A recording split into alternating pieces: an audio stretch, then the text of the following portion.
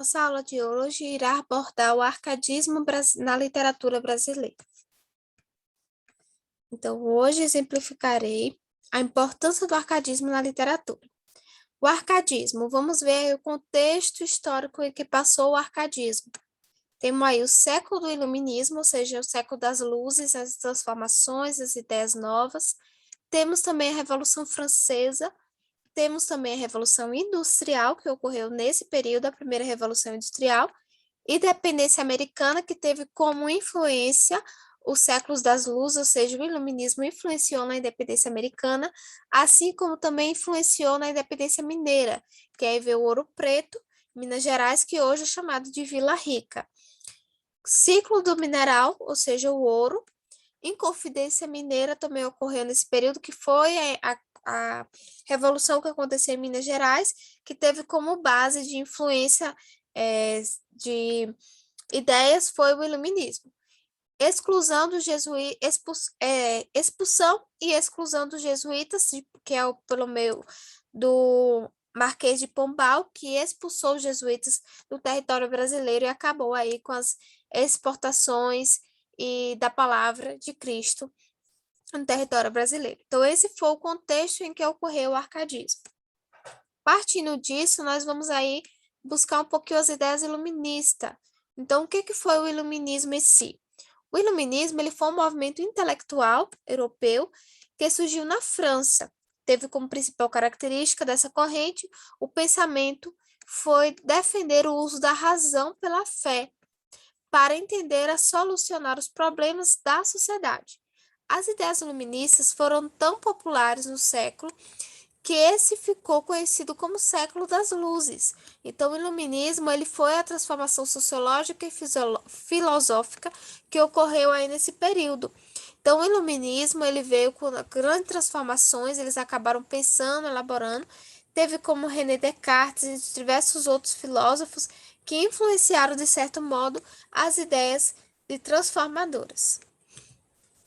Aí, nesse período do arcadismo, nós vemos aí a arte do cienticista, que vai ser uma arte totalmente diferenciada. A arte reticista vai trazer o rococó. Anteriormente, no barroco, a gente vê um tipo de arte diferenciada. A gente viu artes de luz e sombra, só que agora, no arcadismo, a gente vai ver o rococó, que teve quase a mesma característica, a simplicidade, a brincadeira de luz e sombra nas artes, mas também teve o lado clássico, a busca pelo clássico, por algo límpido. Então, aí vê as transformações clássicas. O termo rococó forma da palavra francesa rocaille, que significa concha, associa a certas formas decorativas e ornamentais, que, por exemplo, a técnica da incrustação de conchas e pedaços de vidro usados para a decoração de grutas artificiais. Foi muitas das vezes alvo de apreciação estética pejorativas. Então, aí teve esse lado estético, essa delicadeza de pintar ainda como tinta feita a concha. Então, tudo isso tem influência na arte rococó. E aí veio o neoclassicismo. O que foi o neoclassicismo? O neoclassicismo era a busca pelo clássico. É uma nova forma de ver o clássico.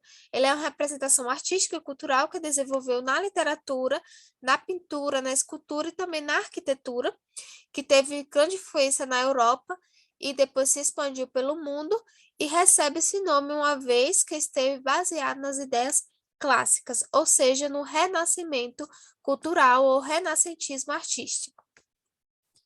Característica dessa fase. Qual é a característica principal do arcadismo? É a busca pela simplicidade, imitação da natureza, imitação do clássico, ausência da subjetividade, amor galante e pastoral. Então, essas são as características principais do arcadismo. E na literatura, agora a gente vai ver essa fase de transformação dentro da literatura. Temos aí o Cláudio Manuel da Costa, que nasceu em Minas Gerais, na cidade de Mariana, em julho de 1729. teve seus primeiros estudos como jesuíta, logo depois estudou Humanidade no Rio de Janeiro e Direito na Universidade de Coimbra. Por volta de 1749, teve contato com as ideias iluministas também como arcadista. Ele foi poeta e trabalhou essa fase das luzes, trabalhar a fase do iluminismo dentro da poesia. Ele misturou um pouquinho também ali do clássico, que era o quinhentismo, com o barroco para formar uma só literatura, explorando o novo e as ideias pastoril.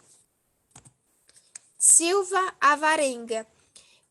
Manuel Inácio da Silva Avarenga era pobre, mestiço de mãe desconhecida. Nasceu em Ouro Preto no ano de 1749. Apesar de seus problemas financeiros, reconheceu de sua origem humilde. Quando jovem, estudou humanidade no Rio de Janeiro, possivelmente com a ajuda de amigos que o apoiavam e caminhavam na caminhada acadêmica. Logo após, seguiu para Coimbra, onde estudara as leis, regulamentou a doutrina adotada pelos líderes e governava a igreja cristã, chamada direito canônico. Então, ele fundou esse direito canônico, ele trabalhou juntamente com Basílio da Gama e Alvarenga Peixoto, que a gente sabe foram um dos grandes escritores portugueses. E ele teve como obra principal o Guarani, que vai trabalhar essas questões de luta e iluminismo, vai influenciar também na literatura de Silva Varenga. Depois de Silva Avarenga, temos o Basílio da Gama. José Basílio da Gama foi um poeta luso-brasileiro que escreveu sob o pseudônimo de Termino Simpílio Celeste por seu poema épico Uruguai, de 1769, e investido como patrono da Academia 4 da Academia Brasileira de Letras. Então, ele teve influência principalmente em uma outra obra bem similar do antigo escritor, que é o Uruguai. Recomendo vocês assistirem ao filme Sociedade dos Poetas Mortos, tá? Que vai falar exclusivamente sobre o Carpe Diem, que é o Viva a Vida. Vai trabalhar também as questões do arcadismo, a criação da poesia arcadista e a exploração do novo arcadismo.